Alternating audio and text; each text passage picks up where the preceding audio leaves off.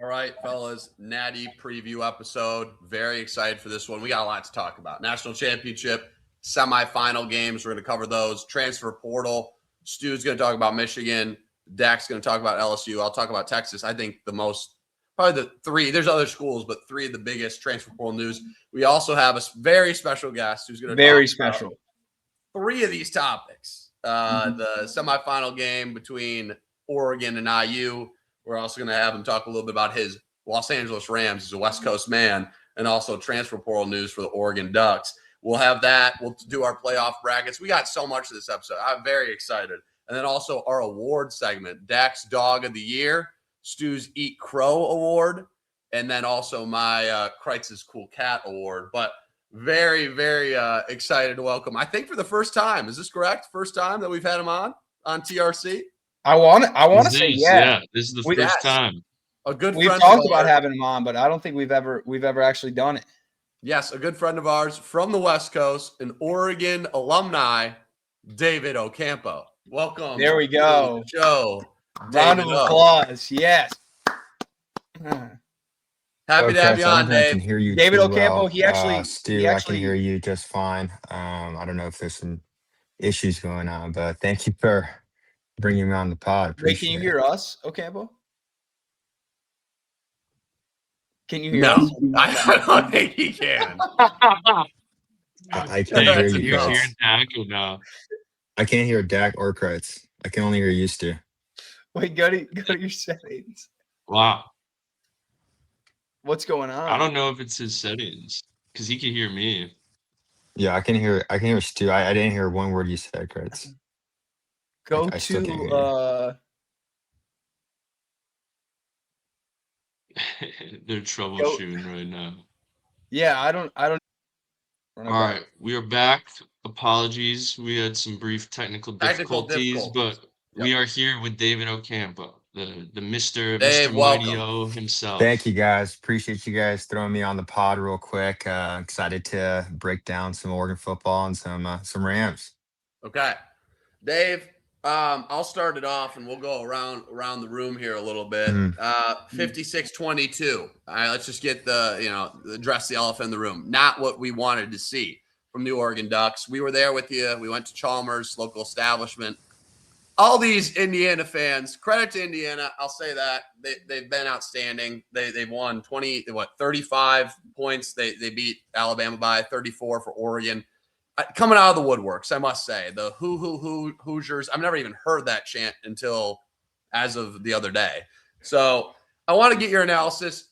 You were lifeless behind the eyes. I got to admit it. And I don't blame you. It was a bad performance, especially from Dante Moore. He is coming back. I don't think he's the main problem here, but I want to get your analysis. Obviously not the best. Really glad you didn't go to this game. I'll be honest, for your sake. You went to the Rose Bowl last year. You did go to the playoff game. You went to the one that was at home. I did. You didn't go to Texas JMU. Tech. You did go to the JMU one. Yes. So just give us your analysis of the game. I'll let you have the floor here. Yeah, it was not what I was expecting, to be fair. Rewinding the season, we played Indiana in Autzen. That game was competitive up to the third quarter. Then we started shooting ourselves in the foot offensively. We threw a pick. Leading up to this game, I thought that we were going to have a proper game plan to be a lot more physical on the line. Game starts, Dante throws that pick six. And from there, we just started shooting ourselves in the foot. Dante looked pretty rattled in the first quarter. He started settling in the third quarter, fourth quarter. I think Will Stein really didn't trust the offensive weapons we had and didn't put too much focus on our tight end, Sadiq.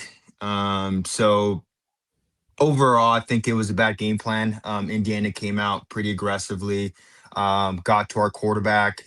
Game one in the regular season, they played a lot more zone coverage. And this past weekend really attacked the quarterback. And I think that really threw Dante a curveball and couldn't really bounce back from that, from seeing that press. Yeah, I'm just curious because we were there watching with you. And I mean, I'll be honest. I rock the Ducks gear, So did Stu. You know, we were all super excited for it. I was praying to God it wasn't going to be like the Rose Bowl last year. Unfortunately, it was eerily similar. Before the very first drive of the game, Stu actually leaned over to me and he's like, I have a feeling Oregon's going to score a touchdown here. They immediately threw a pick six. Yep. I looked to my left and Indiana scored a touchdown.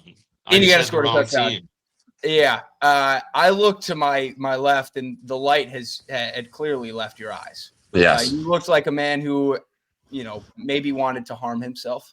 I am curious, what was going through your head when they threw the pick six? Because at least to me, immediately I thought you were thinking, yeah, this thing's done. We were trying to keep your hopes up, but it didn't look good. Yeah, throwing the pick six, going down 6-0, 7-0 in the first 20 seconds of the game was not the way you want to start a game. It was exciting to see Oregon bounce back with a scripted drive, and we were able to score. What really got to me was when The fumble. Fernando Mendoza drove the field, scored.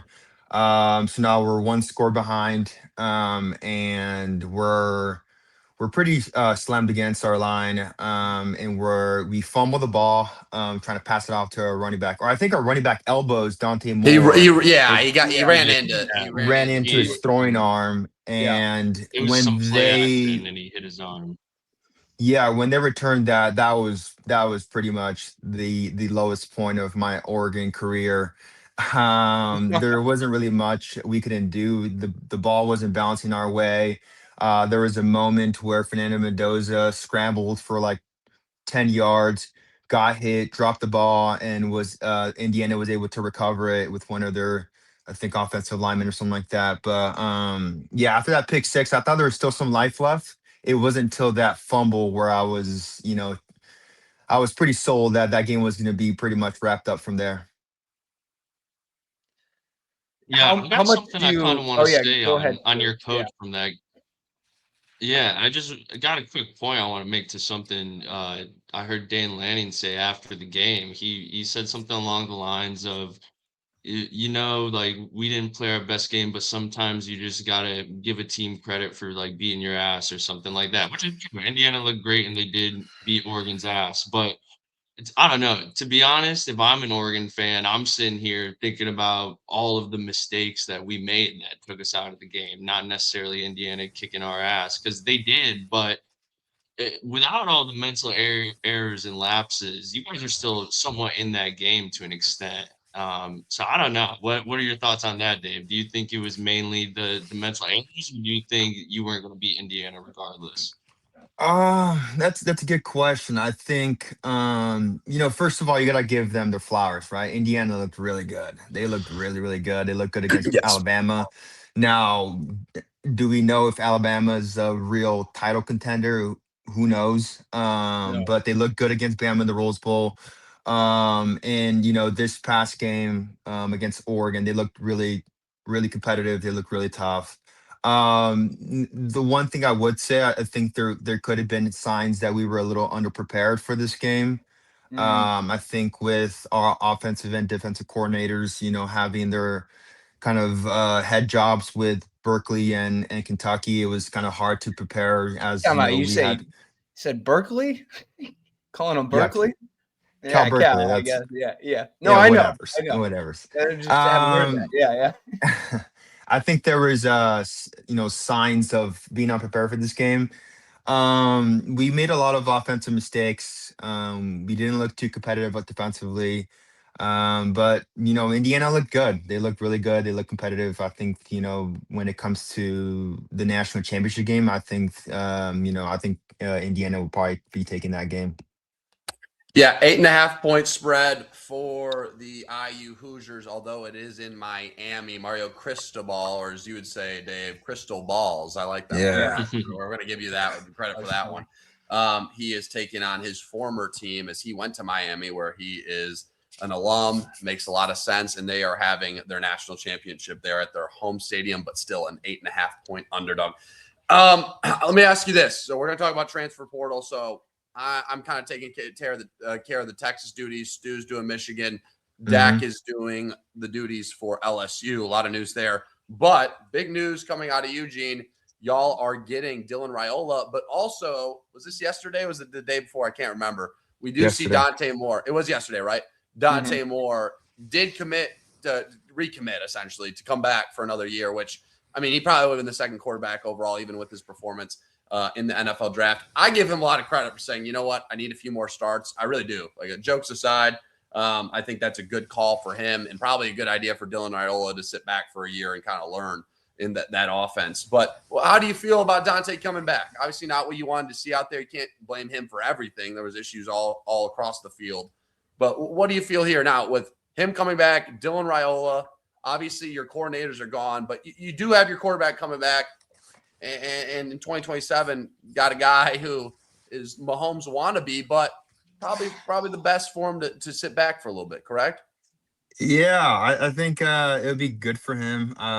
Dante Moore did it with Dylan Gabriel last year, Yeah. and that brought Dante Moore stock up. This year was in competition to be the first quarterback drafted. Of course, with that performance against Indiana, definitely solidifies Fernando Mendoza. But yeah, I'm very excited. I saw the news yesterday around 2 o'clock. Saw that Dante Moore was committing for another year here with Oregon, and it's definitely it's hard to be excited about much being an Oregon fan right now. Still kind of licking my wounds, but it's I'm happy to see Dante Moore's coming back, not just for the program, but also for the player. I think this will do him great to be able to mature more as a quarterback and be a better prospect when it comes to the NFL. When it comes to Dylan Raiola, don't know much about him, but I think it'll be a great addition to our quarterback room. We lost Novosad to the transfer portal. We have a true freshman, Bryson Beaver, who is entering the transfer portal. So I think it gives us some cushion in the quarterback room to have a playoff contention year next year.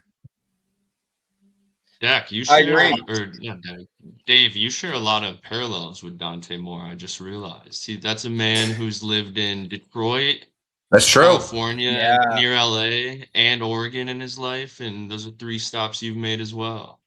You two Yeah. are you're kind of one and the same. I think you and Dylan Raiola are fairly similar too. Oh, stop it! Brad. Stop it! We're not doing Dude, this. that's your So guy. how do you feel about the future outlook of the program with Dylan Yeah, Raiola? do you trust Dan Lanning? You gotta wonder. The big games they've kind of gotten to him. That is a conversation. I mean, there's not much evidence to show that Dan can get over the hump. Rose Bowl, week 1 against Georgia. What was that? 3-4 years ago. His first year, That right? was Bo Nix. Yeah. Bo Heisman, So as you Utah. call Bo him. Heisman. Bo Bo Heisman. Heisman. Bo Heisman. Yes. Yes. But Would you I mean, say? Sorry, not to cut you off, but where do the Washington losses rank amongst the OSU Rose Bowl and this one? the Rose Bowl was tough because I was there. Right. Yeah. Right. And we already beat Ohio State in the regular season, so True. that one was pretty difficult. I'd say rankings wise, I'd have to throw this one at, I'd say number 2. I still think the 2014 national championship would be the Oh, that's hardest fair. one to digest. Yeah. But those Washington ones, that was last year, right? 2 years ago. 2 years ago, sorry, Yeah. the Pac-12 championship game. Being in Vegas for that game was pretty difficult. Losing to our rival twice in one season is definitely a kick to the nuts for sure. Yeah.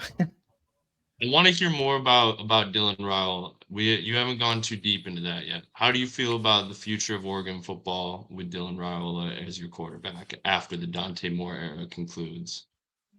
Yeah, he's an exciting prospect. I think his gameplay is a little different than Dante Moore. I definitely do have to watch a little more film on Dylan. Didn't really get to watch too many Nebraska games this season. I don't think anybody did. But Fair point. I'm excited. I'm excited. I mean, Dan, definitely likes him as a prospect next year, or not next year, the year after, 2027. So, it's hard to not, be excited if Dan kind of selected him as the next up and coming after Dante Moore.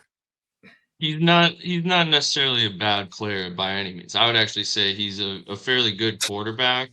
I don't think he was necessarily Nebraska's problem. But what I will say is, although he's a decent football player, he does suck. And I gave someone. We'll touch on this more later. But going into this season, I called someone the biggest loser in college football before the season started.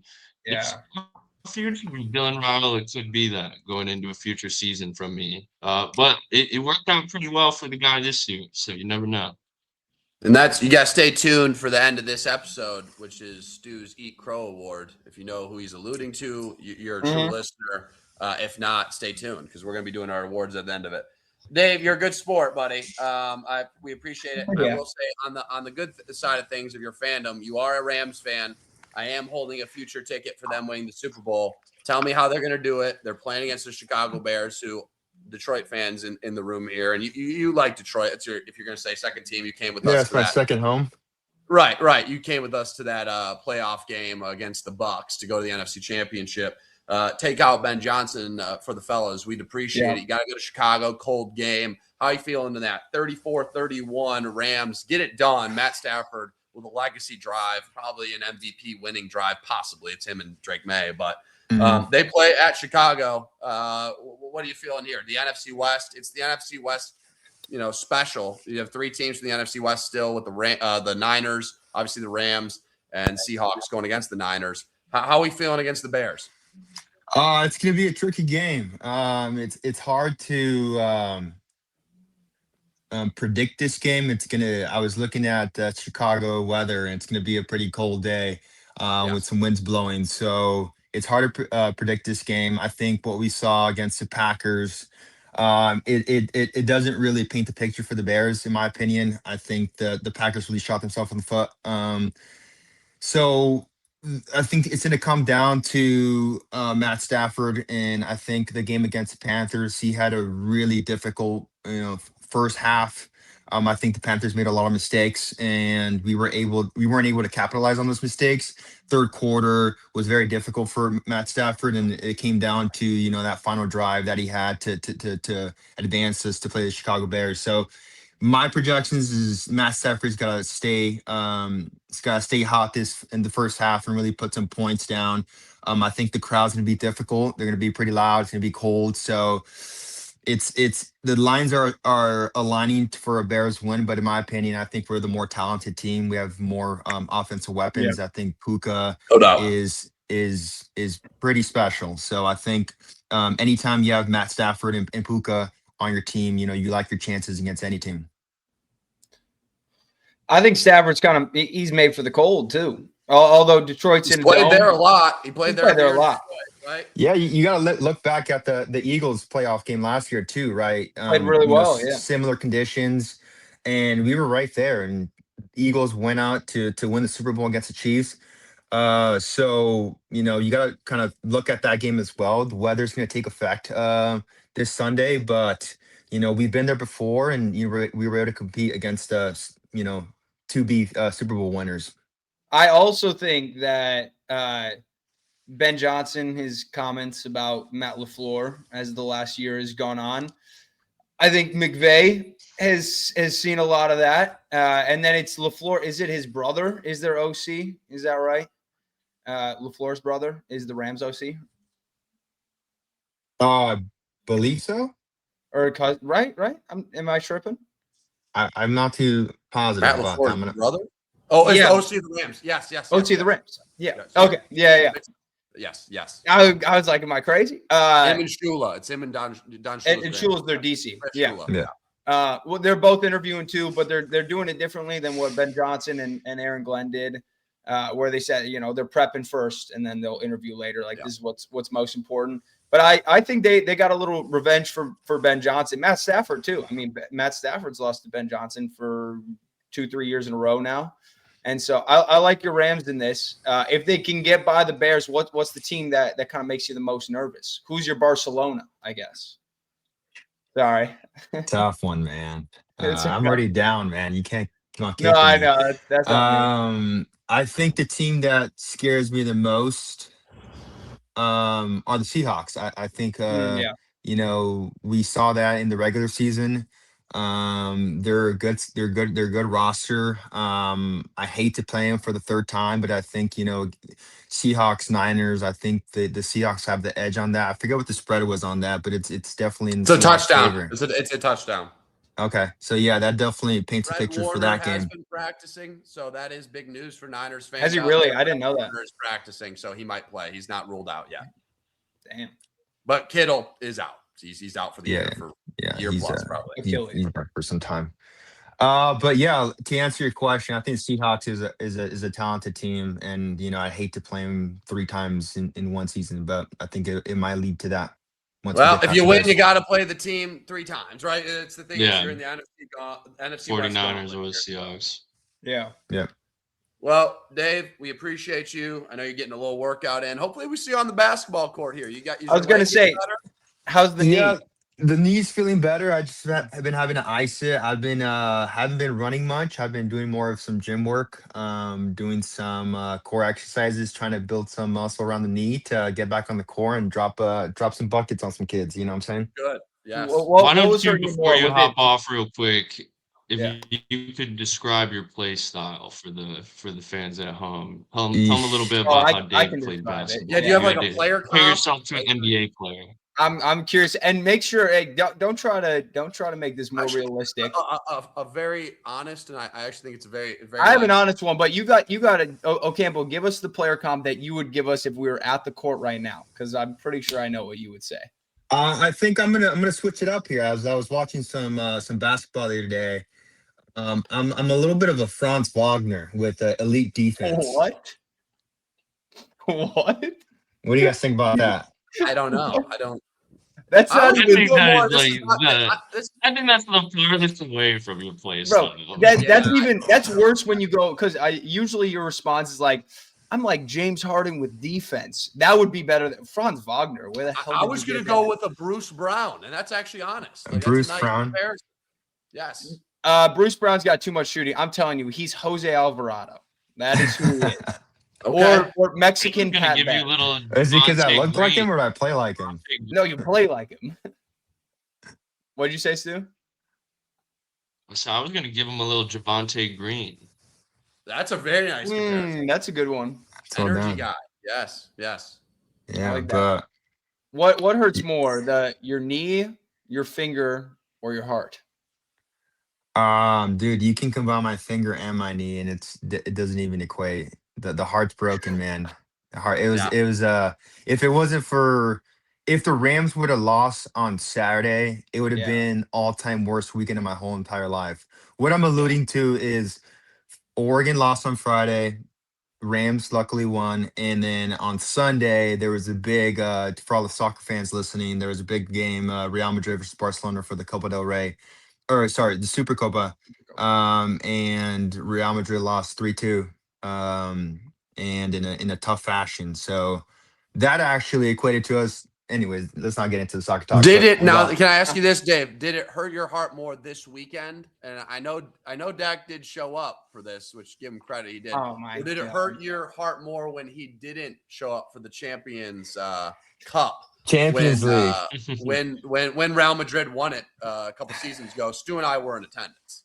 Yes, correct. Stu and Kreitz did come out, attended the whole game. We were there for the trophy left and everything. I think, that definitely broke my heart, and it definitely took a toll to our friendship.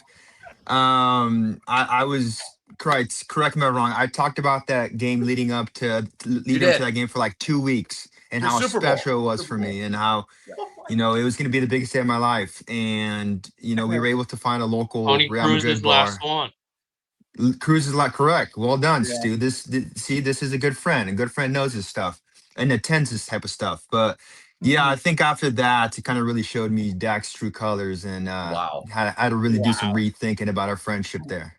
All right. So number one, I showed up. What was Dak this doing Sunday. during that game? If I recall, I went to he the was, pool. at the I pool. went to the pool. He was hanging out with Jake at the pool. Yeah, All Jake right. the Snake. Number one, I showed up this Sunday. Number two. You did. I mentioned that you did. We did. Yep. Not, so. Number two, when you say that it broke your heart that much, that's actually not even a lie, because I don't know if we've gone like 2 weeks without you bringing up the fact that I didn't. That was probably the longest we've went.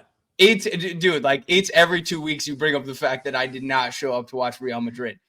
Well, dude, it matters to me, dude. I know. Number three, the fact you saying that that game was bigger than the one you went to. Yeah. Okay, fair. You did not talk about it for weeks. And I know for a fact, I remember I called you morning of, and you're like, I'll let you know if I find a bar. And I texted Kreitz and Stu, and I texted you. I was like, I'm gonna go to the pool. Let me know if it's a big deal. Nobody said it was this big of a deal until we showed up. And it was like, I gotta have Dave's back here, because I had just moved down at the time, and we were at the Bowie a week before the game, and he actually at the Bowie a week before was talking about it and how big it was. So you were there. We gotta give him some credit.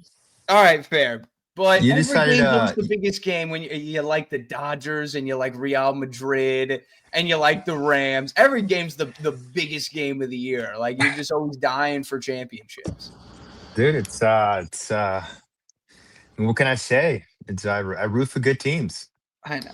All right, I'll wear that one. Well, one of the teams you root for did not look too good. So we appreciate you coming on, Dave. Really do. Thank you, buddy. David Ocampo. Absolutely. Man, they're Oregon alum. Dave, before you go, I got one last thing to say to you.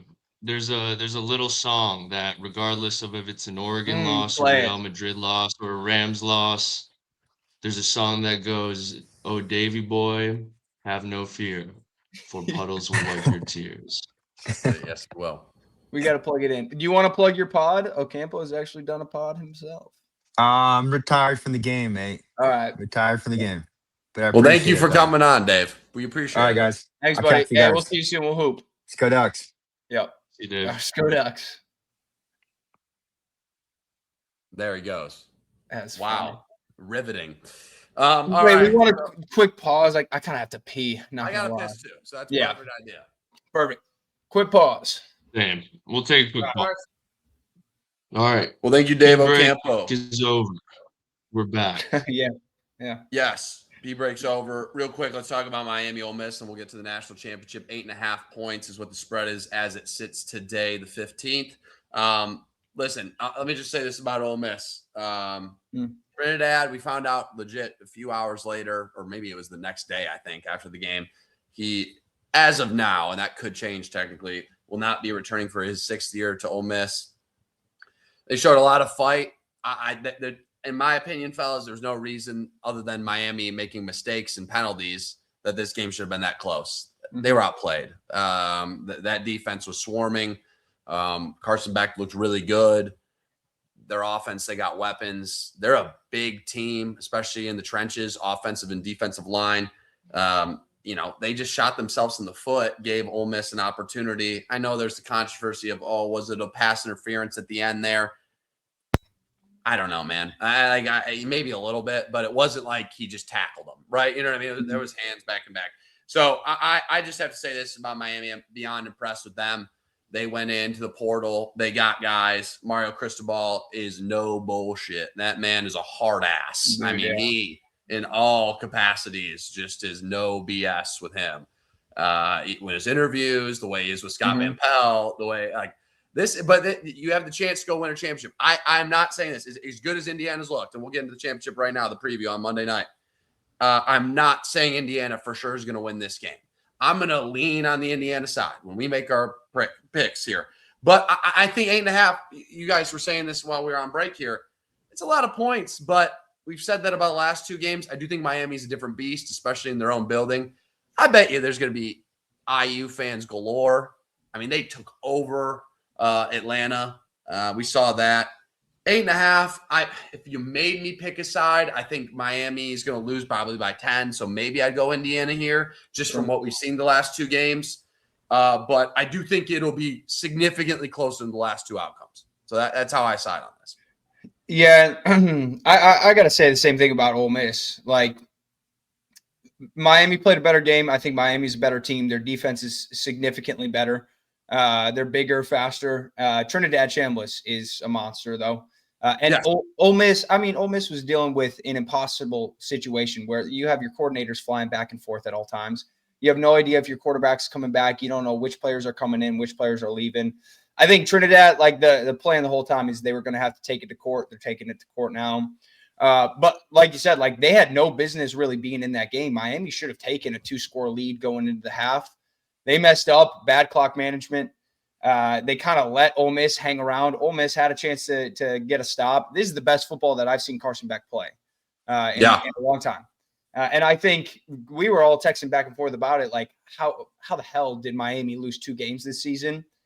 They play every single game the same because their offense, for the most part, is like slightly above average. It has a lot more potential. It has potential to be great, but they play kind of slightly above average, and their defense is phenomenal.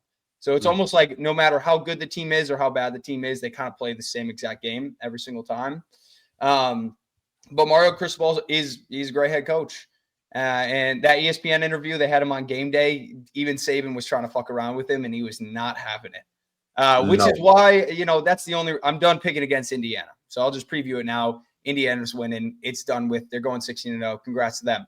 I've done it too many times. I can't bet against it.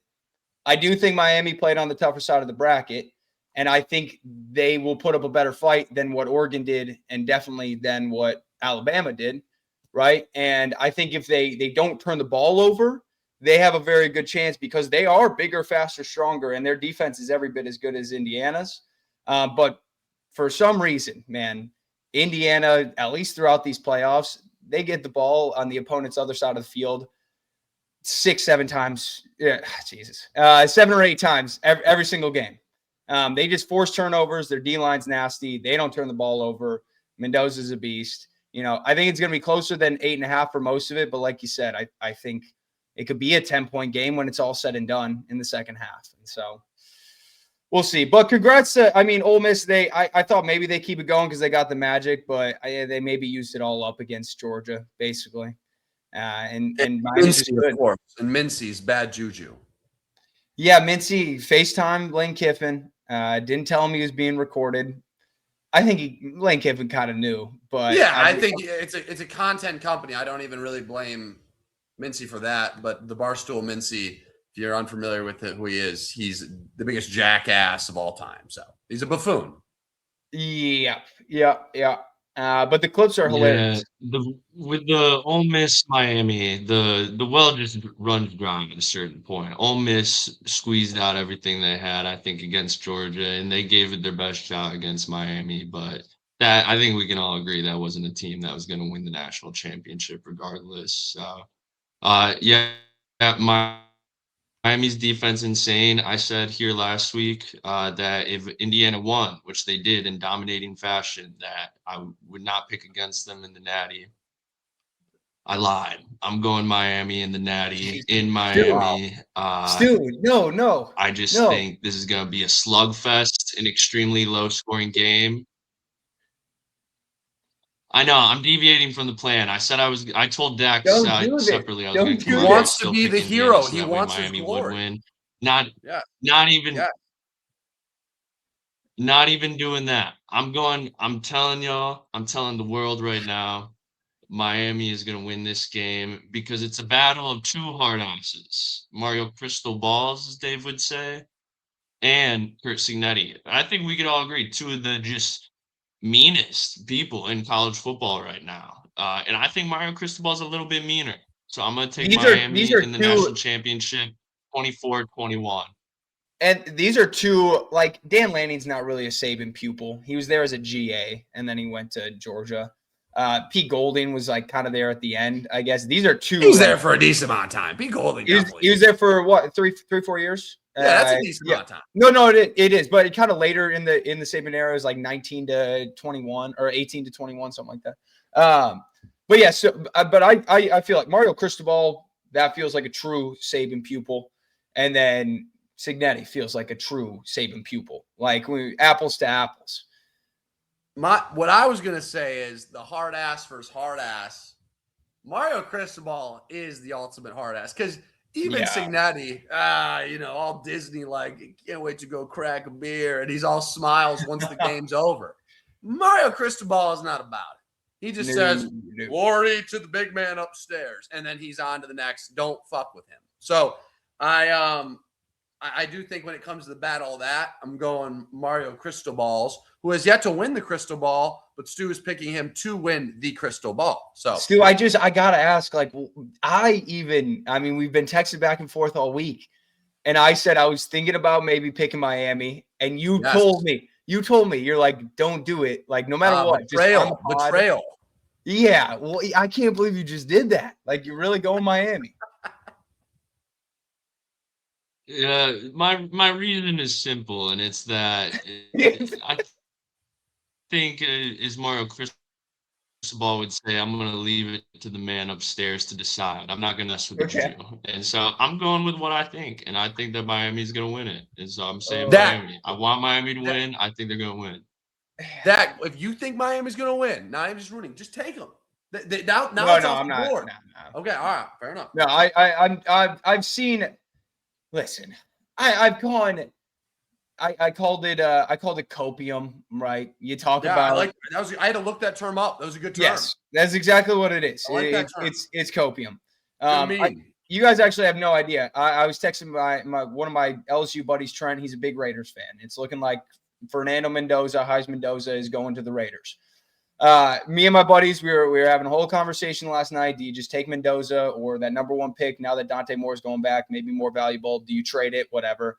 He's like, I'm sold on Mendoza. I ended up having a dream last night that Mendoza threw a 40-yard touchdown to take a 21-0 lead in the national championship. And in my dream, I was like, this can't be happening. There's no way this is real. I woke up and I was like, I need to just accept it.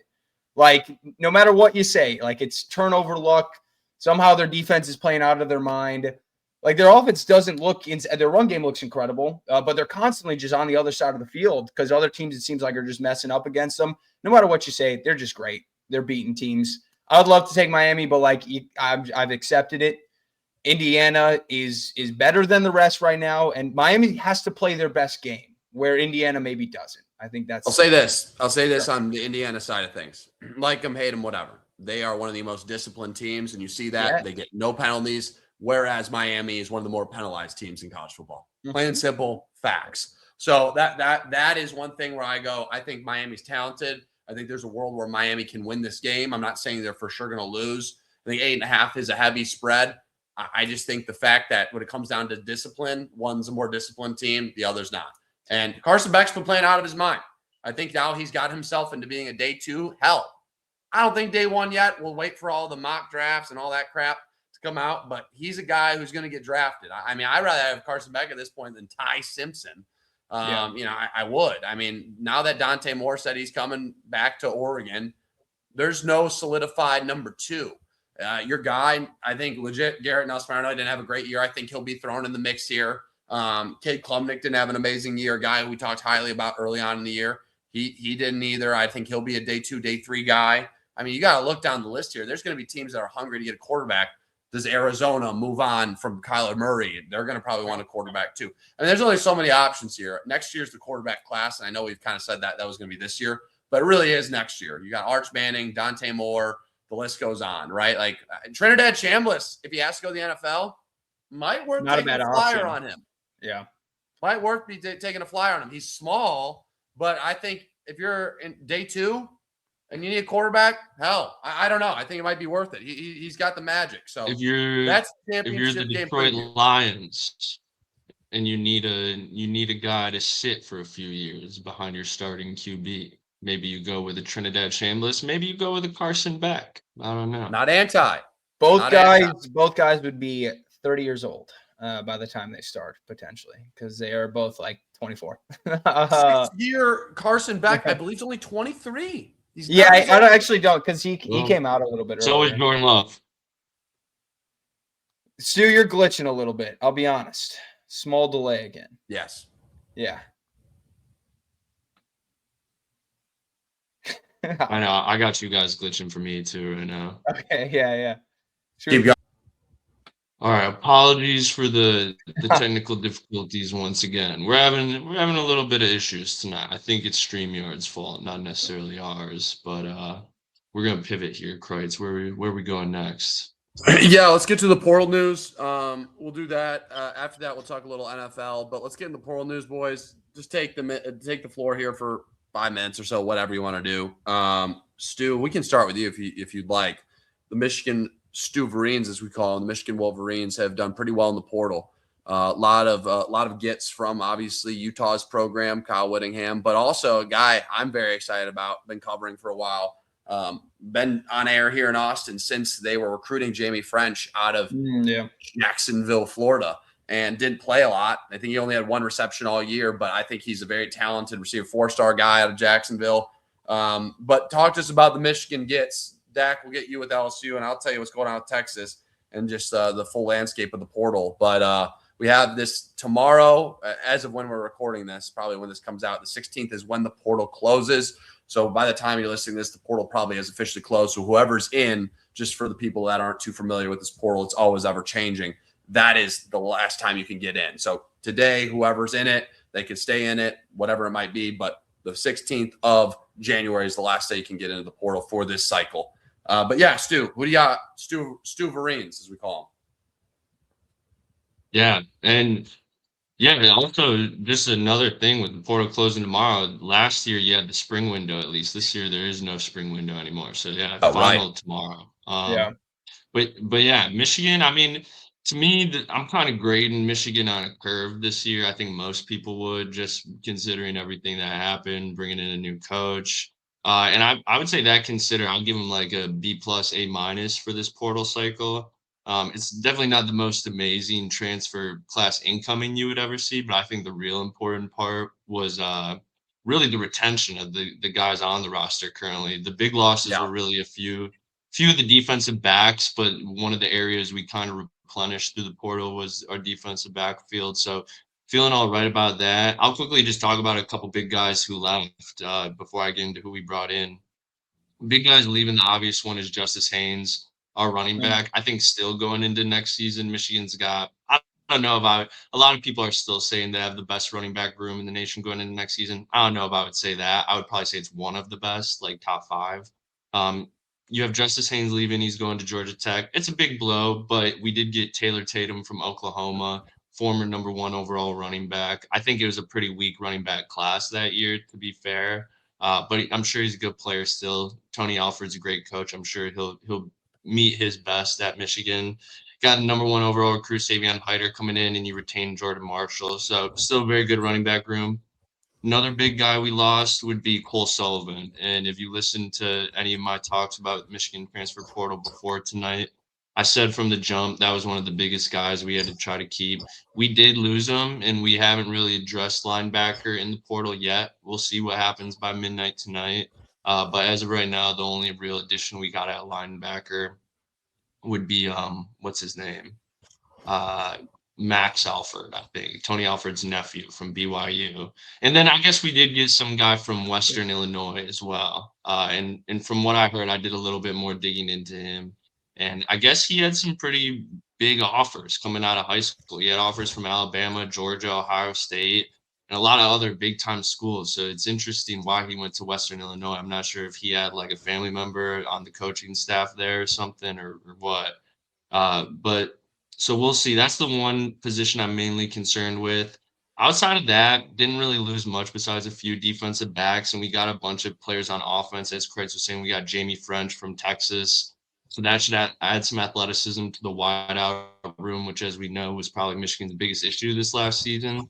No more Samaj Morgan. Goodbye. Welcome, Jamie French.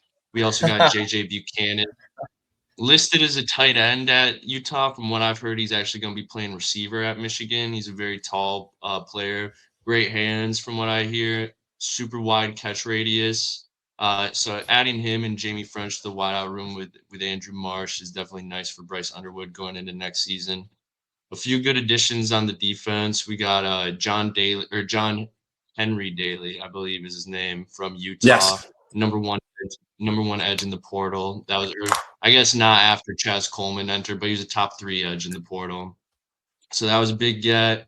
And then we also got Smith Snowden out of Utah as well. So I was saying how we added some more guys to the DB room.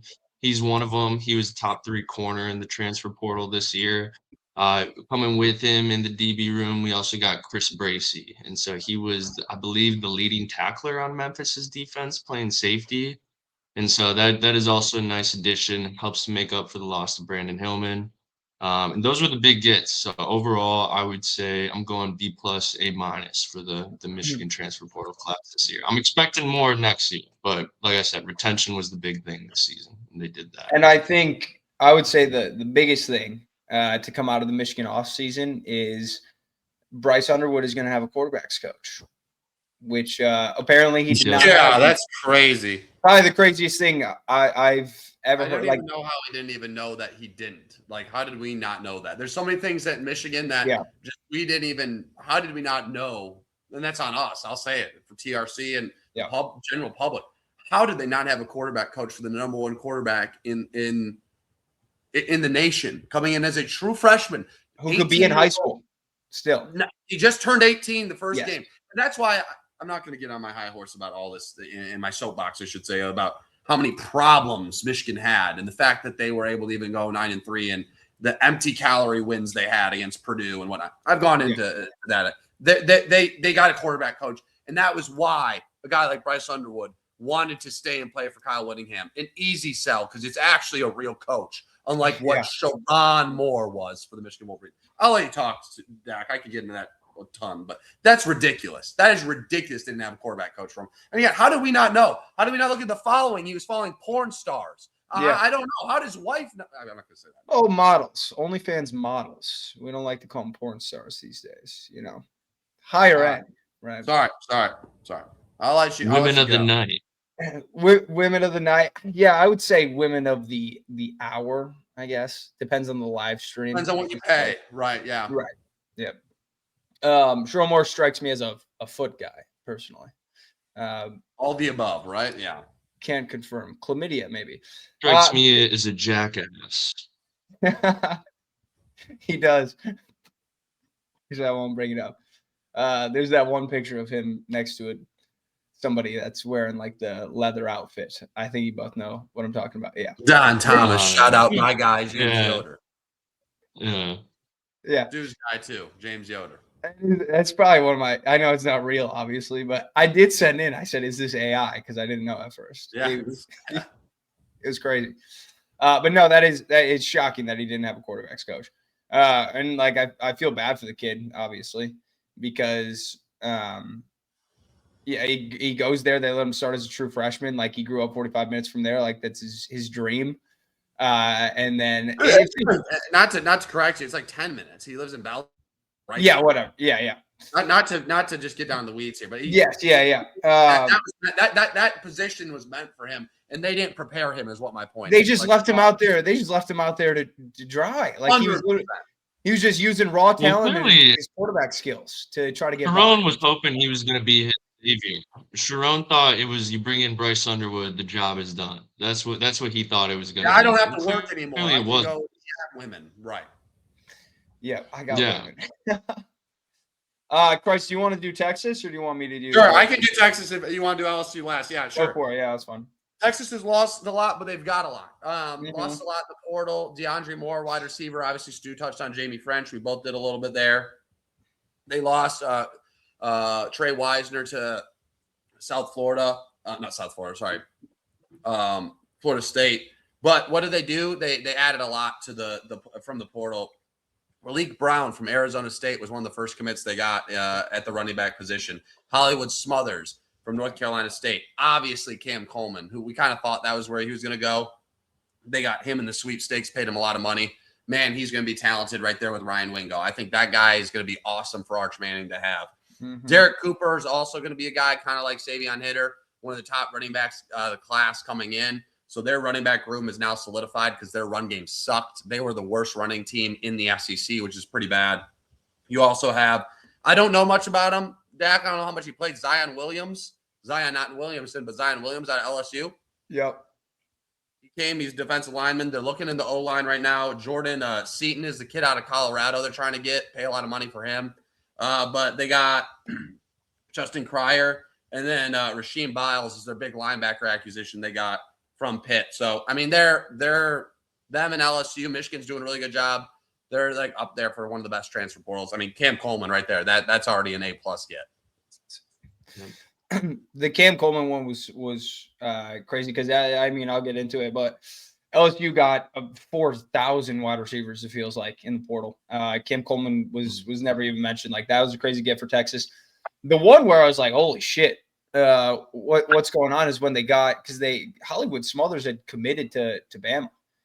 Yeah, Hollywood, where your mother Smothers. Shout out at Clemson. What did you say, Hollywood? What do you say? Like smother your mother or something like that? No. Word to your mother. Hollywood, word to your mother Smothers. Word to your mother Smothers.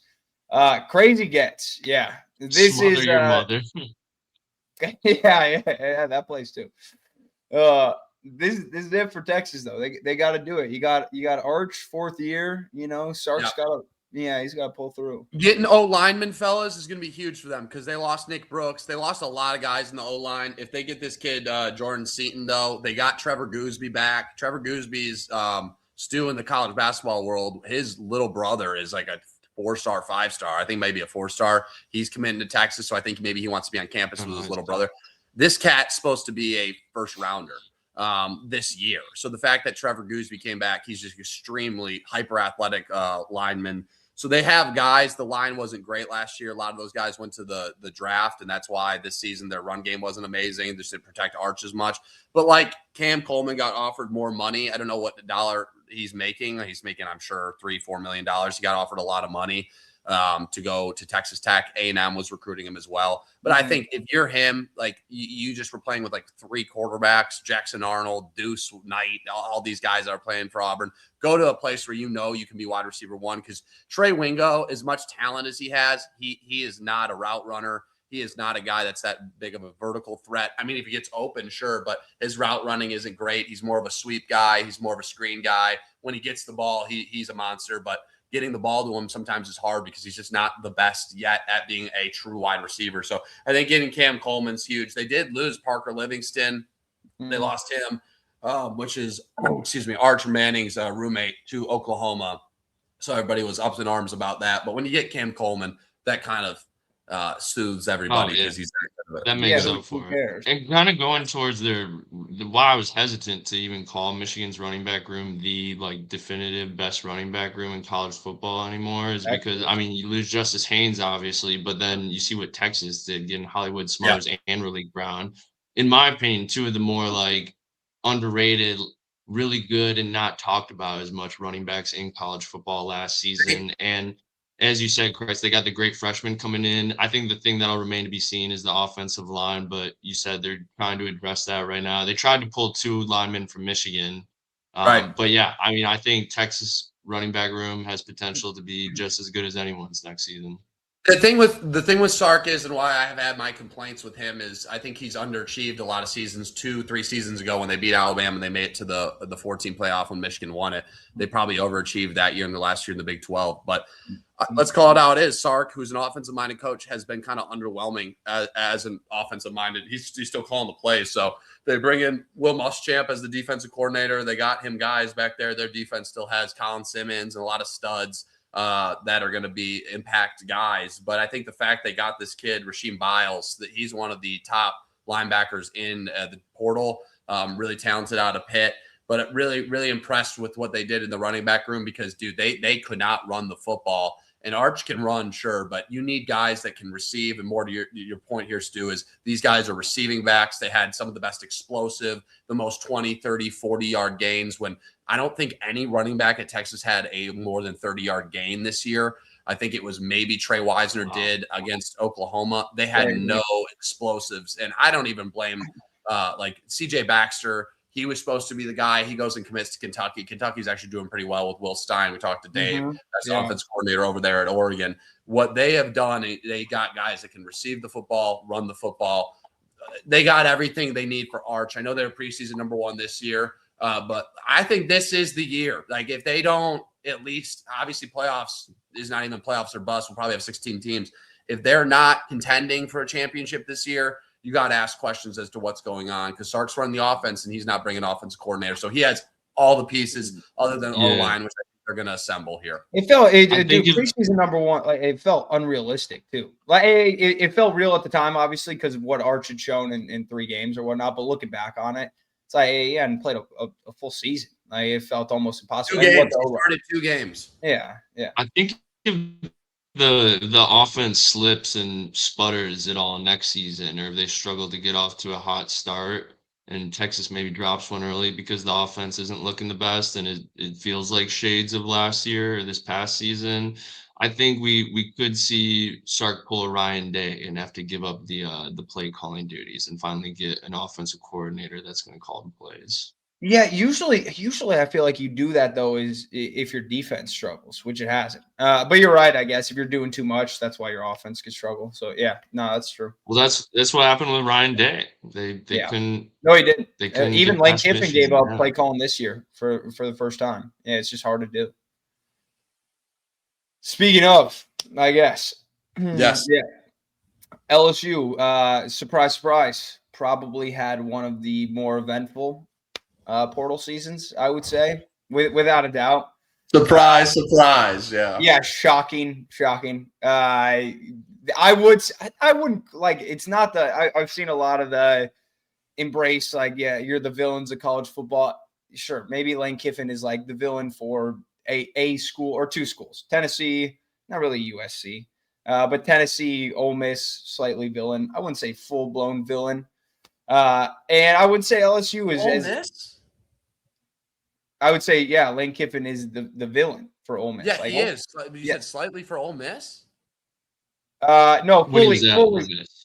Yeah, fully for Ole Miss, fully for Tennessee. Oh, like villain there. I thought you were saying okay. Sorry. No. I think they think he's a villain. I thought. Sorry. Yeah. I'm saying I would say slightly the villain for college football. I don't know if he's 100% the villain. 100% the villain. All right. Well, maybe 100%. That's okay. That's okay. No, yeah, it's fine. Yeah. Brian Kelly was also the villain, but they're villains in different ways. That's what I was going to say. I would say more villainous under Brian Kelly, at least from my perspective. But I don't know. Maybe it is more villainous under Lane Kiffin. Yeah. A better villain because he's a good coach. Way better villain. Races like more deception. More deception, I would say. Yeah, for sure. Yeah. Regardless, a lot has come up of it. There was the whole, I don't even know what you call it, fiasco with DeMond Williams.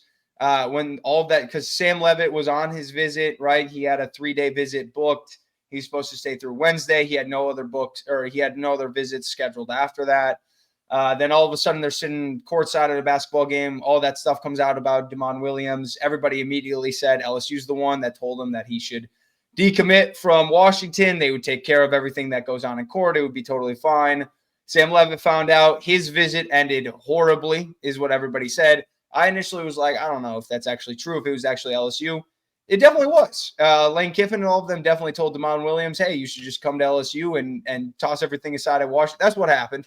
And it didn't pan out. And then they had to almost backtrack and be like, Sam Levitt, don't go to Tennessee. Don't go to Miami. He booked those trips after he left. They had to backtrack, do that. They got the quarterback from Elon just in case because we had literally 0 quarterbacks on the roster. Right. But we had 17 wide receivers because we went and got pretty much everybody available in the portal outside of Cam Coleman. And so, I mean, the offense is stacked up wonderfully. Then you get Sam Levitt, which is great. Sam Levitt's hurt. They don't know if he's going to play through spring ball. So you go get also Longstreet from USC, who's your quarterback of the future after Sam Levitt. Caden Durham returns to running back position. Caden Durham. So his name in, but he's coming back. That was the other part that I forgot is there was also the whole Ole Miss fiasco where everybody said Kevin Smith, who was Ole Miss's running backs coach there, he's now LSU's. They said Kawan Lacey is coming to LSU. Trinidad Chambliss also coming to LSU. Chambliss never felt realistic because nobody knew if he was actually going to get another year. But Lacey felt like a done deal because both Harlem Berry and Caden Durham entered the portal. Harlem Berry was the number 1 running back coming out of high school in whatever year, 25? Yeah, it would have been 25. He was a freshman this past year. He re-signed immediately. Durham stayed in the portal. Lacey said he's staying at Ole Miss. And so Durham's coming back. But they brought a lot of guys back. They somewhat addressed the O-line. They went and got, spacing on his name, Jordan Ross from Tennessee on their D line, which was huge. And so, I mean, they ended up with the number 1 portal class. You got 2 of the top quarterbacks that were actually available. And Sam Levitt, of course, yes. You got Sam Levitt was one of the top ones, and Longstreet, dude. Bro. And the kid from Elon, don't sleep on him. He's last year was his only season in his first year. He was a true freshman at Elon. I do kind of feel bad for him because, like, if they brought in Husan Longstreet, it's like, when's the kid from Elon going to play, I guess. But you never know.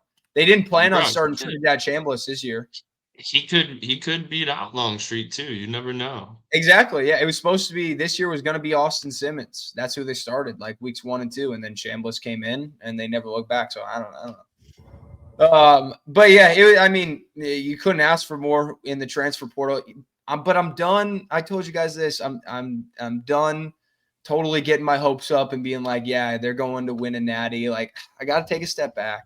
I got to see it on the field. I got to see them do it. They have a better chance now because Lane's done more with less, as opposed to he who shall not be named. But I'm not going to dive head in.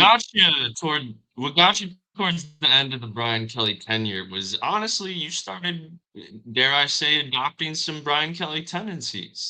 Towards the end of his tenure, you went, all right, well, hear me out. Hear me out. From what was B. Kills an asshole for? He's very pompous, overconfident, and I have never been pompous. Like to minimize people. Now hold on. We have video evidence of you acting very pompous and very micro minimizing Diego Pavia and the Vanderbilt Commodores. And what happened? You lost the game. I didn't. All right. Time out. I was right about Vanderbilt and Diego Pavia. And you were not. You were wrong. They lost. No. I was wrong about LSU. LSU sucks. If LSU was good, they beat Vanderbilt. But LSU sucks. That one you can't. I asked you if you were concerned at all about being an underdog on the road to a ranked team in the SEC. Verbatim said that. And you said no. Not concerned at all. Going to get the job done. They didn't. They did not get the job done. And to your credit now, as a fan, you have a much better coach and you're in a much better position. Yeah. But I see what Stu's saying here. There was this arrogance that, listen, I get it. Early on in the year, I think, what were they? LSU had to be at what were they preseason? 6, 5, something along those lines? 5, 4, something like that. Yeah. So yeah, I think we were 7 and 7. Okay. Clemson, or no, we were 9. Clemson was 7. Clemson was 4 or 3. So yeah, I get it. 4. Yeah. Clemson had a bad year, but I mean, yeah. That did happen. It happened. Yeah. I went to my point with that is that I think you need to go into next season with the mindset of every game, especially against a ranked team, is a big game for the most part. Obviously, you're playing the Citadel or someone like that, not a big game. I think you need to have a little bit more respect for your opponents in this new era of Lane Kiffin football. All right. If you do, I think things will go great for you. Listen, we got a timeout. I have a lot of respect for my opponents. I always do. Vanderbilt was the exception. It was like 5 weeks in. I wasn't buying it. I'm sorry. I don't think, you know what? I don't think anybody likes Diego Pavia right now. There's not right now. No, not now. I will say I went to the fridge the other day. I don't know why this popped into my mind, but I started laughing. I was like, I can't believe I actually stood on the table for Brian Kelly. What else was I like? I'm somebody who usually compensating. You were compensating. You were. I usually hate if anything, I hate the players on my team. Like that would be like I would lean more towards that. But for some reason, I don't know. You have no choice but to buy in. But yeah, this year I said it before the portal opened. It's more about the X's and O's than it is about the Jimmies and Joes. But I do think they got some good Jimmies and Joes in the portal. They did. So, they did. We'll see. All right. Fellas, good coverage there. I think those 3 teams, though, I will say for Texas's sake, for LSU's sake, and for Michigan's sake, I think, Stu, you gave A-, B+. I right now, until Texas gets O-lineman, even with that, I think they will get this kid, Jordan Seaton. I think it's between him and Oregon, Texas and Oregon, excuse me. If they are able to get a guy like that, who's going to be, first, second round guy, that'll be huge for them. And obviously LSU has done very well in the portal. They're number 1 in the rankings so far. So yeah, I fair to say that I think those 3 teams have done a very good job this offseason. So yeah, Anything else transfer portal wise? I'm good. We can get into the NFL, but I want to leave this open.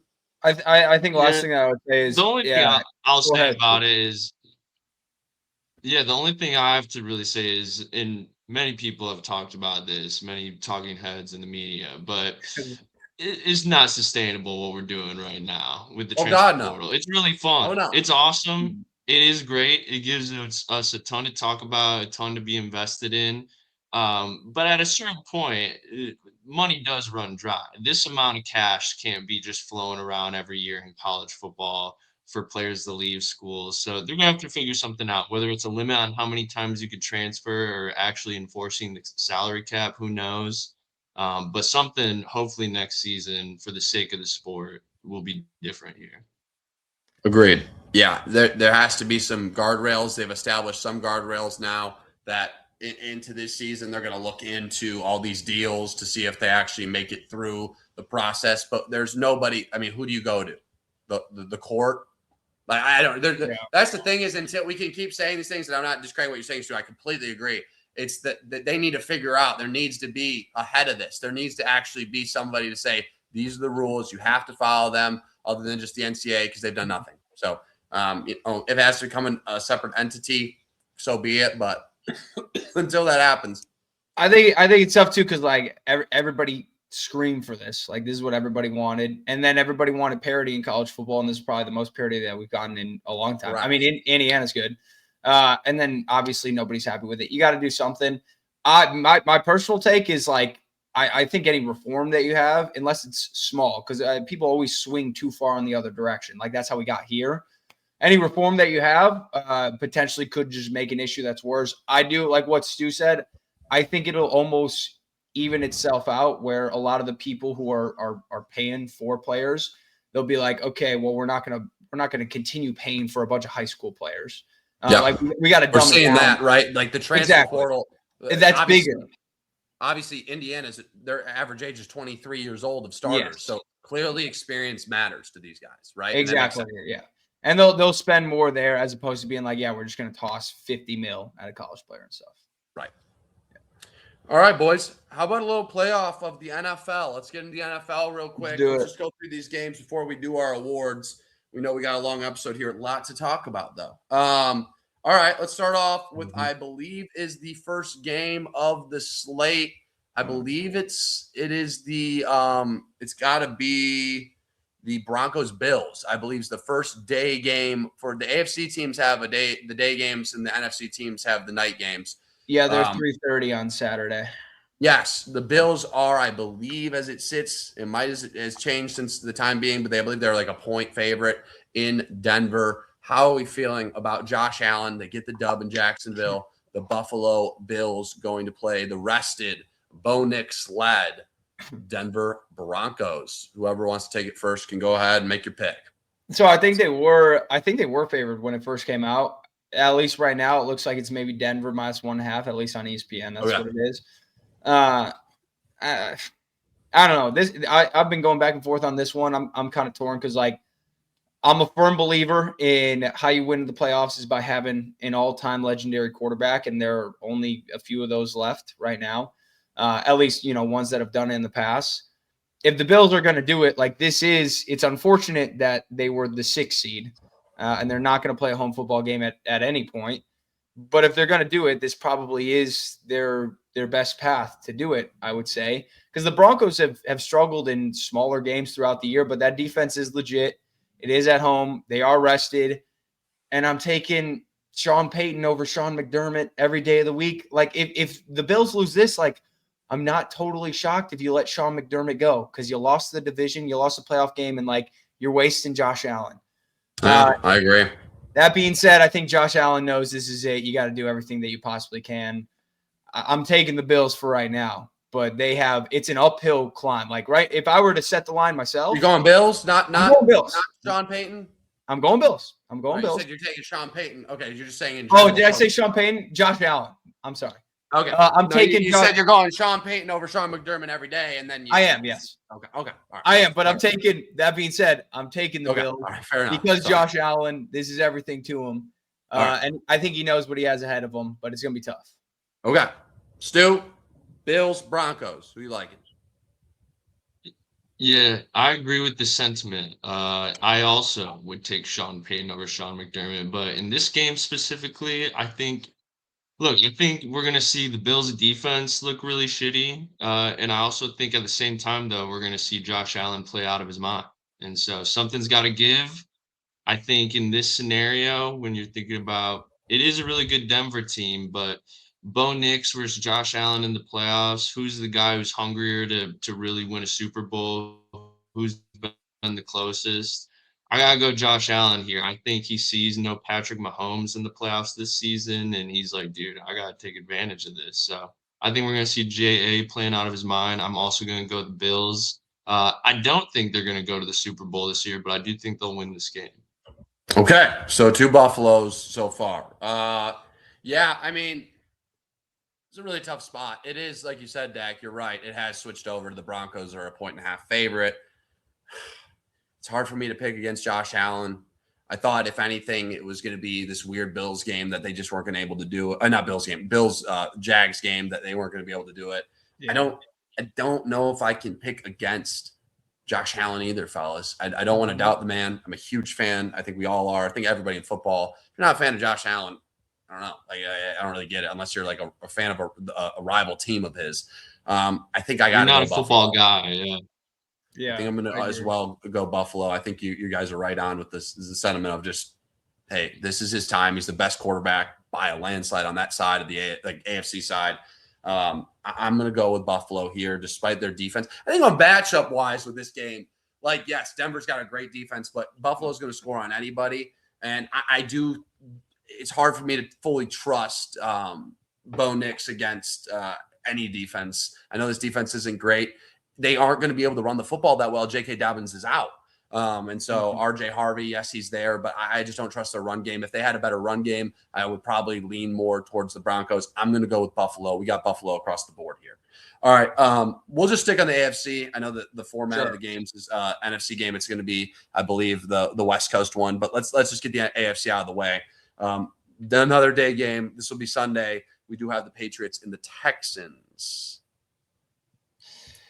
Yeah, I mean, I'm more torn on this game now. Spread is 3. The Pats are favored by 3 in Foxborough. New England at home in Foxborough in the playoffs. Historically, they've been great. Granted, that was Brady and Belichick. I do think – I never thought they would rebuild that. They're not going to. But I do get a little Steve Young era of the Niners post Joe Montana from this era of the Patriots.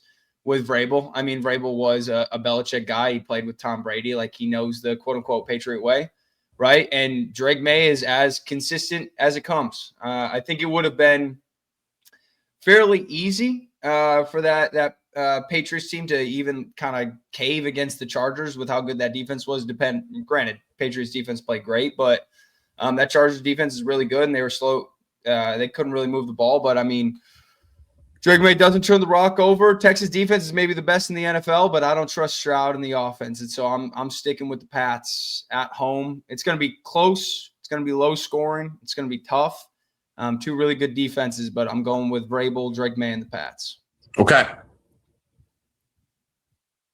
Stu? Yeah, similar. Got to ride with them. Very similar. I pretty much echo everything you say there. I think these are 2 really good defenses. Houston's defense looked unreal the last time we saw them play.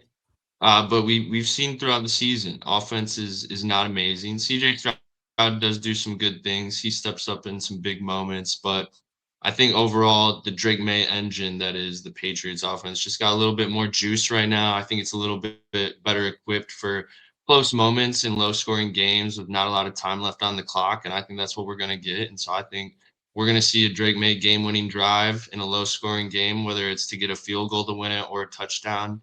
Give me Drake May in the New England And I think, Patriots. I mean, they have a phenomenal cheer squad. I personally believe the Patriots do, and it's tough to go against that. Yes. Okay. The cheer squad. I will go with the Texans here. I'm going to pick the Texans. CJ Stroud did not play great against the Pittsburgh Steelers. I don't know if what that was specifically, whether it was their defense being suffocating, which they do have a good defense. Specifically like the Haywards of the world, the Hightowers of the world. JJ didn't even have that great of a game, or TJ, right? TJ, sorry, I was mixing up. Yeah. DJ didn't have that great of a game. I just think this defense is the best, and I know Seattle's great. So are the Broncos by a lot, though. They scored 14 of their points off, and it's not even that Aaron Rodgers is bad anymore. I don't want to blame a lot on him. They're that suffocating. I think Will Anderson's that good at football. I think Hunter's that good at football. I think their secondary's that good at football. Aziz Shair, or whatever his name is. I always mess his name. Aziz Shair is that good at football. I just think their defense is going to win them this game against a not that experienced team. I do think that Petry's unbelievable. Stingley's the best corner, in my opinion, right now in football, other than maybe PS2. Yeah.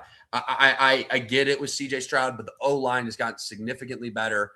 These receivers they drafted, going back to the Higgins, even going back a couple years to Hutchinson. You go back to Jalen Knoll. I think that Dalton Schultz will get involved more. Cade Stover, their run game with Woody Marks has been great. I just trust this defense that much because I don't think, although the Chargers had a solid day on defense, they couldn't protect Herbert at all. Yeah. And this O-line's gotten significantly better. The most healthy they've been. They are suffocating on defense. I would say I'm a little more worried after this, but I just think this is an experienced team where, let's call it out, is Dak. I hate to say it, it's your guy. He's a good player, but he's young. That left side specifically, Will Campbell, is going to get exposed. And he ain't going to be able to run around like he did. He's going to get his head taken off, right? He ran for a lot of yards against the Chargers. I like Drake May. I think they're ahead of their time. I think they're going to be a great team with Vrabel, great coach, whatnot. I just think I'm going to trust on the Texans defense to get this job done. I'm going Texans. So do you guys know, because I saw the Texans could get sneaky kind of screwed by having to play on Monday night where Nico might not be available, but Christian Gonzalez. Nico might not be available. I think I saw Christian Gonzalez. I think he is because he has the extra day. He might be playing. We'll see. That's a big shift. Yeah. Big loss for them, especially if it's one plays and the other doesn't. But I'm going to still ride with the Texans. I'm going Texans. Yeah, it's going to be, I think that could be, they're all great games, actually. I'll be honest, I haven't seen a defense like this in a really long time. They've won 10 games in a row, fellas. Dude, they started off 0-3. That's the thing is, yes, CJ played awful. If CJ's, in my opinion, if he plays that way against the Patriots, they're going to lose, no doubt. But I don't see that happening. I just don't. I don't think CJ Stroud is not an amazing quarterback by any means. I've never seen him play that poorly since we've watched him at Ohio State. Yeah, well, so that's the only thing. I will say this, though. Tying into the Ohio State, he did struggle playing in the cold at Ohio State, and he's going to there's a little bit of that, right, game. For sure. But no, that's the only thing, I guess, is like their offense has been inconsistent. I like Woody Marks at running back, actually. And, like, it sucks that what happened to Joe Mixon. Like, that's terrible. And what happened to I'm spacing on his name. Their wideout last year snapped his leg and forward. Snapped tanked out. It sucks. Yeah, like they did kind of build it up on offense. It's not their fault. Like injuries will kill you. That sucks. Their defense is straight up like a mini Legion of Boom. It actually might just be a straight up Legion of Boom, right? Because like Danielle Hunter has 110 career sacks. He's put together like one of the quietest, insane careers that we've seen. Derek Stingley is a monster. I saw something. I'm pretty sure like all four of their corners gave up 0 receptions when targeted, which is outrageous. Like that's crazy. That defense is swarming. And like, I think the Patriots, even though they're at home, do have an uphill battle against them. But I got it. I got to see it from the Texans offense. I got to see it from Stroud because not historically, but the last couple of years when they've been in the playoffs, they've won a playoff game each year under Stroud. And then they've gone on to lose. But this is the biggest moment for Drake May. Vrabel has been here before, though, with the Titans in this sort of spot. But it's going to be a great game. The thing with this is I'm looking at this. I'm looking at the stats right now, and if we're looking at the top 2 defenses in the NFL based on yards allowed, it is the Texans 1 and the Patriots 2. one with the first place schedule, one with the easiest schedule. I was going to say, I'll put that out. That was the easiest schedule this year. It is very fair. Yeah. And those games they lost early. Again, I'm not trying to just be a Texans backer, but watching a lot of them, it was to the Rams. It was to the Broncos. It was to, at that point, a healthy Buccaneers. It was to Jacksonville, who ended up being good. They lost to the last second. And I can't remember what the last loss was. It was somebody pretty solid, but they beat Buffalo at home. So if they can get Buffalo at home, which we all are picking Buffalo, watch out. You might see the Texans, obviously the Pats, if you guys are picking them in the Super Bowl. Pats have beat them before this season. That was in Buffalo. So, all right, let's get to this next matchup. We got the Hawks versus the Niners in Seattle. We're at an hour and 20. Let's cook through this, fellas, because I know we got a award. Yeah, I'll go quick. I mean, I would love to pick the Niners because like this is the best coaching job that Shanahan has maybe done. Like they've just been through. They go through it every year though, like injury after injury. But like you lose Bosa, you lose Fred Warner. I think in most worlds I would pick them, but now George Kittle's down with an Achilles. Yeah, sure. I know I should trust him at this point, and Seattle's defense is really good. At home, they're going to be fired up. Sam Darnold has still shown flashes of turning back into the pumpkin after putting on the little slipper, the silver slipper, whatever they call it in Cinderella. I should pick the Seahawks. I'm going Niners just for the vibe. Wow. I'm going Niners. I'm going McCaffrey. I think they go NFC Championship. Yep. I'll probably be the only one. It's a bad pick, but. Yeah, this one's a tough one for me. I mean, I had a lot of 49ers on my fantasy football team this year, so I do have some affinity for the 49ers. Hate what happened when the Lions played out there a few years back, but overall, do respect a lot of the players on that team. But I am a Seahawks guy, too. I've always been a Seahawks guy since I was a child. Matt Hasselbeck, really liked that he had the same name as me growing up, and so I was a fan of the Seahawks, secondary to my Lions fandom. In terms of the teams right now, it's tough because I know Fred Warner's playing, but you do have Kittle out for the 49ers. That's not confirmed. Not confirmed he's playing. Just a heads up. He's practicing, not ruled out, not confirmed though. I just want to let that be known. So not official, but just Yeah. I mean, I think that obviously Fred Warner's huge, but for me at least, when I was watching the 49ers this season, I felt like they're just a completely different team when you got George Kittle in there on offense. They're just obviously you got CMC, who's amazing and can carry you, but they just have a whole different dynamic to them when Kittle's playing. And so I think that's going to be tough. They're playing a really good defense in Seattle's defense. And so honestly, I think I'm leaning Seattle here. I think I might have to go with the 12th man. And Sammy Darnold could suck. He could be ass, but I think they have enough around him that even if he doesn't play his best game, they still have a decent shot at winning this game. So I'm gonna go Seahawks. Yeah. It's funny because I wrote down everyone's predictions like as we were doing it. I waited for you guys on Buffalo because I didn't know where you guys were gonna go there. I automatically wrote down Hawks for you, Dak, Hawks for you, Stu, and I have the Niners as well, Dak. No way. Wow. Yeah. I don't know. I mean, maybe I just want to be different in that sense because they have to play them so many times. Such a weird matchup. They just played them their last game before they had the bye. Maybe it's a little bit the Lions had to sit, and I'm kind of thinking just like that when you have Sam Darnold, like you said, the pumpkin. I think from a team standpoint, when it comes to numbers and it comes to the roster, you got to go the Seahawks here. Their defense is unbelievable. Their home field advantage is crazy. But yeah, I'll let you be the Niners, man. I'm going to actually go back on my take. Right, I will take the Hawks. I'll take the Hawks. The Hawks are really good. I think the Niners could win this game, but I think that George Kittle, kind of what Stu was saying there, losing him is so crucial. When you're used to playing that guy too, these guys are so familiar with each other. What a matchup nightmare he is. As corny as that guy is off the field, he is a fantastic tight end. I'm going to go with if he was in and we get Fred Warner, I feel better about the Niners. I'll go with the Hawks. I will say Tungus has played well when Kittle was out earlier this year. He ain't Kittle though, right? Like I don't disagree, but he ain't Kittle. Like Kittle's their best offensive weapon other than CMC. Are you guys buying into the electromagnetic field? Take it all. I mean, I am. I'm a conspiracy theory guy, but I kind of am. A little bit. Yeah. All right. Is it I'm Rams buying it. across It's the board? not even crazy to me. Oh, the electric magnetic field. Rams across the board. Not that insane. I mean, they deal I'm with it going all. Rams. Yes, Rams across the board. I'm going Rams. The Bears. This run reminds. This is the only thing that makes me nervous. This run reminds me of what the Pacers just did to make it to the NBA Finals. Yeah, I just don't know. Like Halliburton hit however many, he hit like 5-game winners. We'll never see that again.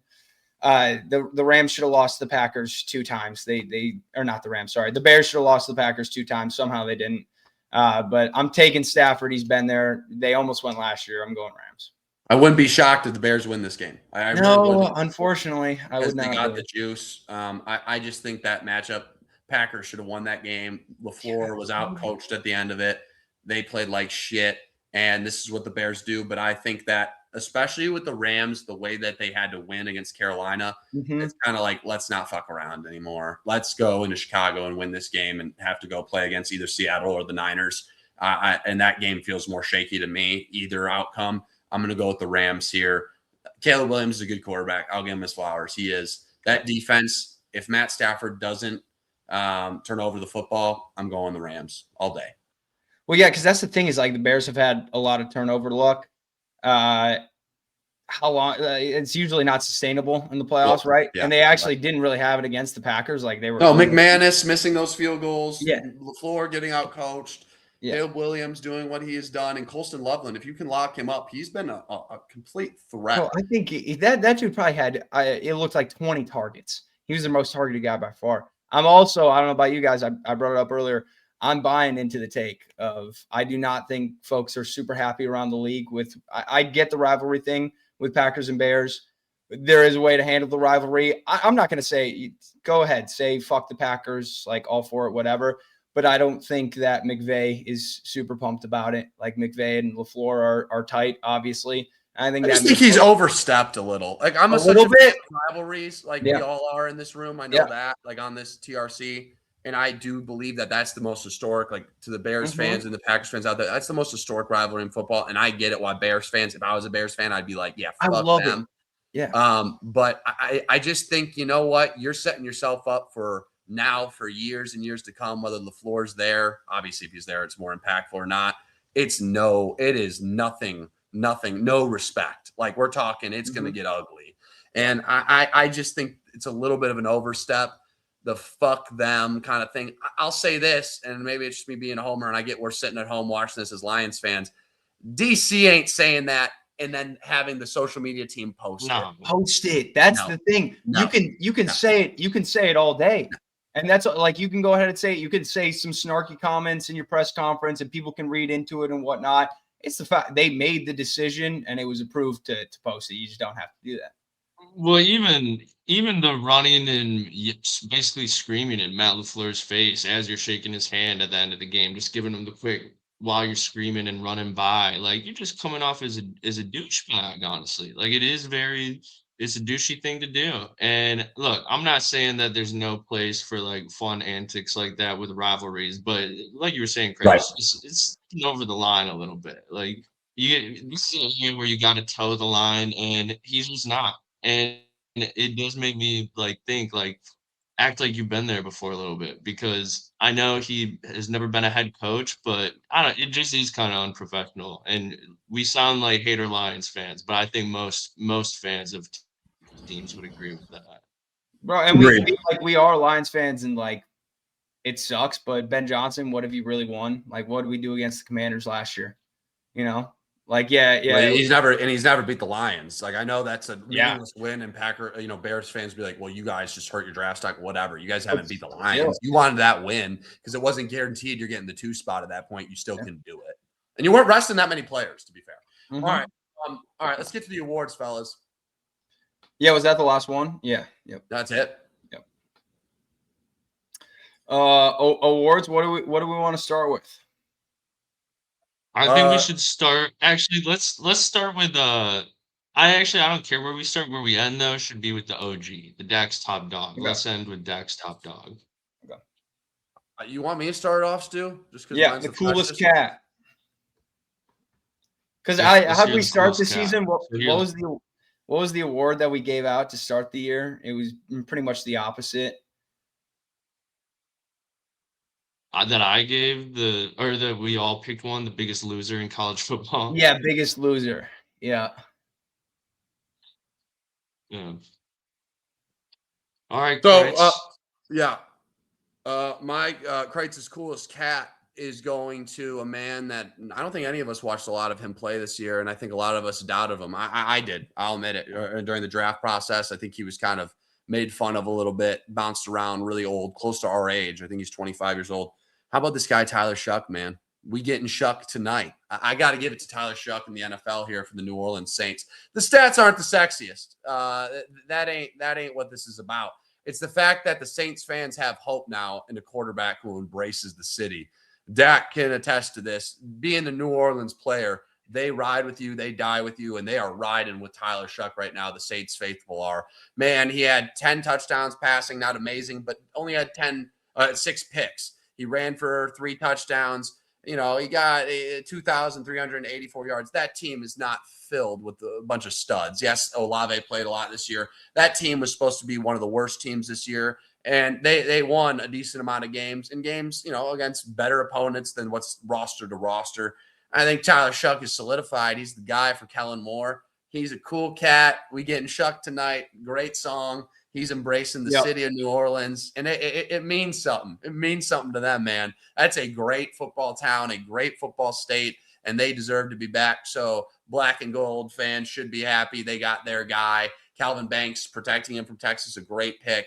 Tyler Shuck is my Kreitz's coolest cat of the year. He went from like one of the least cool guys, in my opinion, from bouncing from, you know, Tech to Oregon to Louisville. It might have been a different fashion, but like I think it was actually Oregon Tech, Louisville, but he deserves it, man. He's a dog, and but he's actually the coolest cat. So we're going with my dog here, Tyler Shuck. It's a great pick. I mean, I clowned it. He had the one throw at the combine where he Yes. yeah. Yes.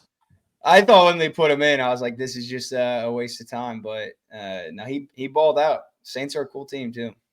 Shockingly. We're all getting stuck tonight. Tyler Shuck, on the off chance you see this, feel free to hit us in the DMs. You can come on TRC and we will get a custom made Cool Cat trophy for you, a physical trophy. Yes. Yes. All right. Different So logo. transitioning into the next award. This award was genuinely inspired, but this award would not exist if it wasn't for this one player, this one person. This was conceived because of this player. At the beginning of the season, as Dak was saying, we all came on here. We said our biggest loser, who we think is the biggest loser in college football going into this season. It could be a player, it could be a coach, just biggest loser associated with college football. And I came on here and I said it. To be honest, I think you guys somewhat agreed too. Carson Beck was the biggest loser, in my opinion, coming into this season. With everything that transpired with the Cavender twins, with what we were hearing about his attitude at Georgia before he left and under the transfer portal, all signs were pointing this guy is not really about it. He's not a winner. He is a loser. And God, was I wrong. He has proved everyone wrong. Even during the season, I was doubting him. And it was true. I came on here, said Miami was going to lose to SMU. They did not. Or they did. They lost SMU, but they came into the playoffs and they won some games, and they're competing for the national championship in their home stadium come Monday next week. So Carson Beck, the Eat Crow Award. I'm eating crow because of you. Congratulations. Wow. Wow. He looks more handsome. I'm sure he likes that picture. Yeah, dude. Somebody must have pushed his eyes closer together. He looks a little bit less like Sid the Sloth. Made him look more like a human. Yeah. Yes. All right. Last award is Dak's dog. We've been doing this one for a few years. This year, I don't even remember if we did it every week. I can't even remember like a repeat offender for this one. Rocco Becht was the first. I think Jeremiah Love got it once. I think I gave it to Signetti, maybe partial Mendoza and Omar Cooper one time. You gave it to Bill Belichick. I gave it to Belichick, well deserved. He maybe should have gotten the ultimate dog. Trinidad Chambliss. A lot of players went through my mind, but Belichick kind of deserves it with everything that he went through with Jordan. He's been through the storm. Wow. I'm not giving it to him. It's not him. I can't even believe he's a candidate. Did they go? Where they go? They had 5 wins. Is that right? 5 wins. I'm not saying he's a candidate, but he's in the top 5, maybe. Well, you mentioned him. That would be he technically is a candidate. In most, yeah, I would say that'd be top 5 or top 4 is candidate worthy. That's for every award ever given. That would be in the candidate realm. Yeah, well deserved. He's for tough. What did he do? He faced a lot of adversity. I think Jordan. Not that was put on him. That was all put on him from the outside. That he doesn't deserve any of that himself. Like he didn't bring any of that on him. I mean, here's the thing. Jordan went through. I'm not sure they won the cheerleading national championship. He had to watch her struggle through that. That's really tough. He had to make the decision to cancel the Hulu doc. Yeah, that's not an easy decision to make. He did. Yeah, she. He had to make that decision. That's a tough call to make. He's not winning it though. Wait, you're muted. You're muted. Oh, okay. It's on purpose. I know. I'm muted. Okay. But Dak's dog. It doesn't necessarily go to the best player, the one that everybody expects. The one that would win the Heisman. It's usually the one who's against the odds. They have a performance that you wouldn't see coming. They're underdogs and they make it happen somehow. I know what everybody's thinking. The easy one is Fernando Mendoza. Nobody trusted him. Everybody doubted it throughout the year. Signetti, that's the one that you give it to. He most deserved, whatever. You give some speeches like what he gave, and I'm not sure that's Dak's dog worthy. As you go through a season, I think a lot of the time when a player wins a trophy, 9 times out of 10, they're usually going to win another one. And I'm not sure you guys saw this coming, but the Eat the Crow winner is also going to be the Dak's dog winner. And it's going to Carson Beck. Wow. Because of what he has done. Because of what he has done throughout these playoffs. He got dumped by one of the Cavender twins. He was slandered throughout social media. Everybody said his career is over. Everybody said Miami's season is done. Everybody said you're not beating Ohio State. And what has he done? He proved it against all odds. And he's taken his team to a national championship. This might be a curse, just like the Heisman has sometimes been a curse, and sometimes the MVP has been a curse in terms of winning the Super Bowl. But Carson Beck deserves this. He is Dak's top dog of the year. Wow. And making a little bit of history too here. He is the first Dak's top dog to not win a normal Dak's dog. Yeah. I think though he maybe would have won it this week. This would have been his first one. Yeah. Because I gave it to when they beat Ohio State. I gave it to Trinidad Chambliss for beating Ohio State. But yeah, I got to give it to him though. I got to give him. I like it.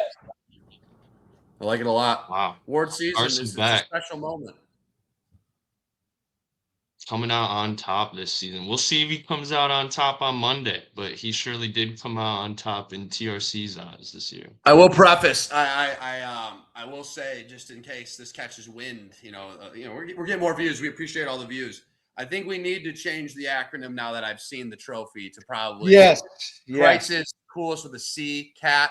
So that's on me. I'll wear that. That's on me. I think that one, especially since Tyler Shuck of all people won it. Yes, maybe in the city of New Orleans. I'll wear that one. That was because that came out. I was like, when the trophy popped up. That was. I don't know if Tyler Shuck's gonna be claiming that trophy. Didn't New Orleans? Yep. Didn't really think that one through. That one. All right. Well, just had to. It's all good. It's all good. Unintentional. All right, fellas, great episode. Awards are out. Kreitz's coolest cat, coolest with the C. Going to Shuck, of course, and look at Carson Beck. Can he come home with the ultimate trophy? He comes home with the Eat Crow Award, my personal favorite. No hate to Dak's dog. It's the ultimate. It's the OG. That's my favorite. That's the best one. Eating Crow, and then of course Dak's top dog. So. Congrats to Carson Beck and Tyler Shuck. Well deserved. Both older quarterbacks and That's why you stay in college, folks. You know what I mean? That's look at Dante Moore. Thank you to David Ocampo for coming on. We appreciate his analysis of the game of football. And I don't think he's doing his podcast anymore. Would love to have seen that. Probably, maybe for the better. I'm just kidding. All right. I'll listen to it. It's good. Yeah, it's solid. All right. Final score prediction, and then we're out for TRC episode. We'll give you a postseason one for the Natty, and we'll get a little more NFL talk, of course. I'm going with the Indiana Hoosiers. Get it done, fellas. They get it done. 31-26. So I will give Miami covers. I think it's gonna be close. They're close. Stu? I will go the Miami Hurricanes in their home stadium, 24-21. Okay. Would you say 24-21? Yeah, I mean, talk about eating crow when it comes to Indiana. I've been caught with feet in my mouth too many times talking about Indiana, and I can't be on the other side of it anymore. And so I'm going Indiana 38, Miami 28. It's the way it goes. Okay, 38-28. Miami 27, 38-27. 38-27 for Dak. Dak, you also went with going back to the NFL, the Buffalo Bills, the New England Patriots to win, the Niners to win, and the Rams. Stu, you're going with Miami 24-21 for people listening at home. Buffalo Patriots, the Seahawks getting it done. Rams, myself going 31-26 IU Hoosiers to win the Natty. Buffalo Texans. I'm going with the Hawks, and I'm going with the Rams. All right, fellas, great episode. You will hear from us soon. Thank you for always listening. Subscribe to all of our social media, and thank you to all who listen. Thank you, David Ocampo. And to the award winners, congrats. Good episode, fellas. See ya. See you.